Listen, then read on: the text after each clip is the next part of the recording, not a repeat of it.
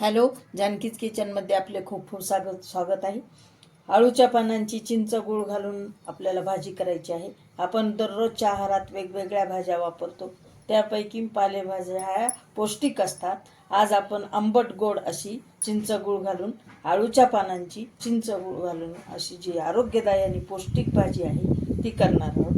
आळूचे देठ ही खूप औषधी असतात, म्हणून आपण हे पानं सगळे स्वच्छ धुवून घेतलेत. चांगलं भरपूर पाणी घेऊन खळखळ धुवून काढायचे खालून वरून पानं. आळ्या वगैरे पण असतात यावर, कृमी कीटक. आणि हे देठ पण आपण स्वच्छ धुवून घेतलेले आहेत. हे देठ आपण कधीच वाया जाऊ द्यायचे नाही, हे गुणकारी असतात. यासहितच आपण घेणार आहोत, ह्या देठासहित, आणि हे आपण वापरून भाजी करणार आहोत. हे आपण आता ह्याचे पानं जे आहेत, हे आळूची पानं, हे आपण बारीक चिरून घेणार आहोत. आणि हे देठ आणि आळूच्या पानाची ही बारीक चिरलेली भाजी दोन्ही मिळून आपण उकडायला टाकणार आहोत पाण्यामध्ये. पण ही जी भाजी आहे कांदा लसूण विरहित आहे, त्यामुळे देवाच्या नैवेद्याला ही आवश्यक करावी. सणावाराला पण, एरवी पण तुम्ही असा नैवेद्य करत असताल तर कांदा लसूण आपण याला घालणार नाहीत. तर ही भाजी आपल्याला करणं खूप गरजेचं आहे. तर आपण ही भाजी आता उकडून घेऊ. गॅस चालू केला आहे आणि कढईमध्ये आपण थोडंसं तेल टाकलेलं आहे. तेल आपलं तापलंय का बघू. थोडीशी मोहरी टाकायची आहे आपल्याला. थोडीशी फोडणी दिली ना भाजीला उकडायच्या आधी, म्हणजे भाजी खूप चवदार होते. थोडी मोहरी आणि थोडे जिरे, आणि आपण जी चिरलेली भाजी, ही भाजी टाकू यामध्ये. ते आपण देठ घेतलेले आहेत, ते देठ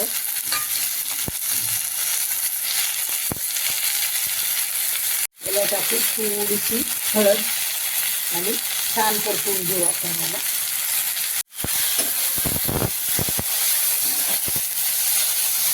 आणि ही पालेभाजी असल्यामुळं त्याला थोडंसं आपण मीठ घालणार आहोत उकडताना, म्हणजे याचा कलर टिकून राहतो.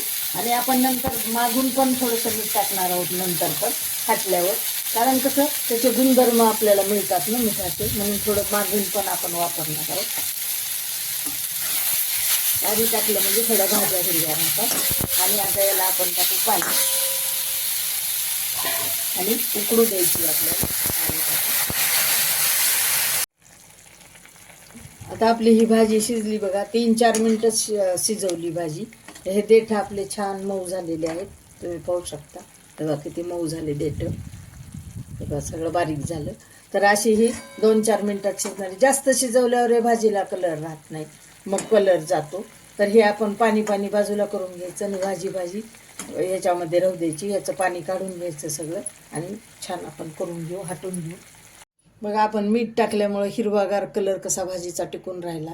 आणि तुम्ही असं पण करू शकता, जर कोणी तुम्हाला हिरवीच भाजी पाहिजे असेल, छान कलर तुम्हाला हिरव्या पालेभाजीचा कलर तुमचा हिरवाच पाहिजे असेल, तर तुम्ही थोडासा भाजी शिजताना थोडासा सोडा टाकू शकता.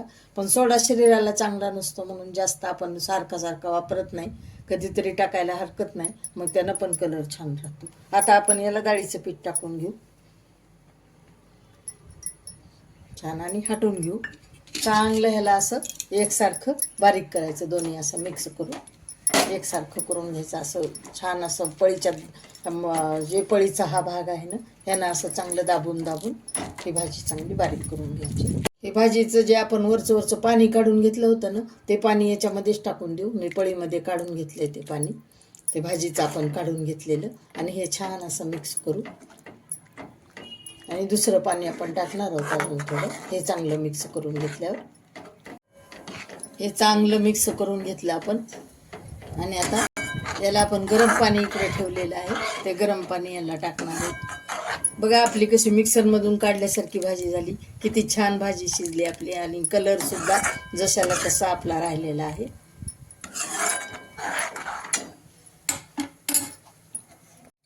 हे आपण शिजवून घेतलं यामध्ये. हे बघा, गॅस आपली भाजी याच्यामध्ये हे गरम पाणी.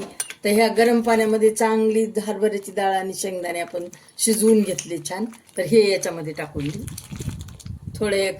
थोडी हरभऱ्याची डाळ आणि थोडे शेंगदाणे आपण याला टाकले. तुम्ही भाजी शिजताना जरी हे शेंगदाणे आणि डाळ अशी भाजी शिजताना जरी टाकली ना, ती चिरल्यावर आपण मोहरी तेल मोहरी टाकून फोडणीमध्ये भाजी शिजवून घेतली ना, त्यावेळेस जरी तुम्ही टाकले तरी चालते. थोडेसे भिजवून घेतले आधी 5 मिनिटांनंतर तुम्ही त्याच्यामध्ये टाकले तरी चालते. नाही भिजवून घेऊन नुसती शिजवून जरी घेतले त्या भाजीत तरी चालते. मी वरून उकडून त्याच्यामध्ये टाकले, शेंगदाणे आणि डाळ उकडून घेतली आणि ती त्यामध्ये. आता आपण आधी थोडीशी हळद टाकलेली, आता पण थोडीशी हळद टाकू.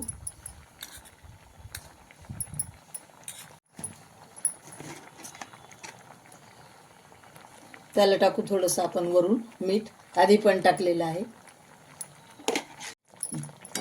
चांगलं मिक्स करून आपण हे शिजवून घेऊ 1-2 मिनटं, चांगलं चटचट होईपर्यंत. आणि याला नंतर फोडणी द्यायची, तडका द्यायचा. आपण ही चिंच थोडीशी भिजायला घातलेली आहे, चांगली मी हाताने चांगली अशी बारीक करून घेतली आधीच. आता याचा कोळ टाकून घेऊ आपण. चिंच गुळाची आपल्याला आंबट गोड करायची आहे ना भाजी.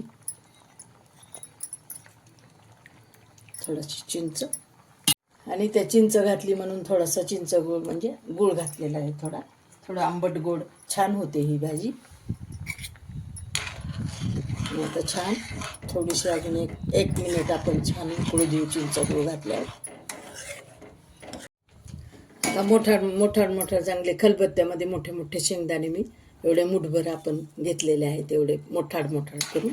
फार छोटं कूट घालायचं नाही, असं मोठं छान दाताखाली छान लागतं. शिजली आता 1 मिनिट अजून की झालं. आता मोहरी आपली छान तडतडली ना, छान फुटली पाहिजे. मग आपल्याला जिरं टाकून घ्यायचं.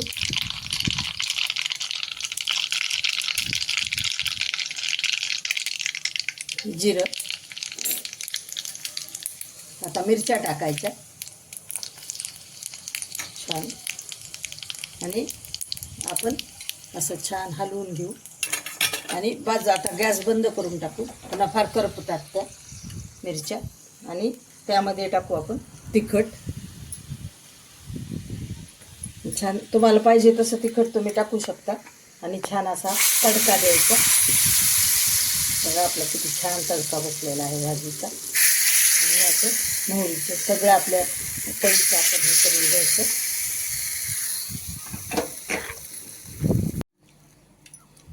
अशी ही चिंच गुळाची भाजी आपली तयार आहे. किती छान सुंदर झालेली आहे, पाहू शकता तुम्ही. खूपच सुंदर झालेली आपली तडका भाजी ही चिंचगुळाची. अशी मैत्रिणी आणि प्रेक्षक माझे नक्की करून पहा, नक्कीच तुम्हाला आवडेल. सबस्क्राईब करा, लाईक करा, शेअर करा, कॉमेंट द्यायला विसरू नका.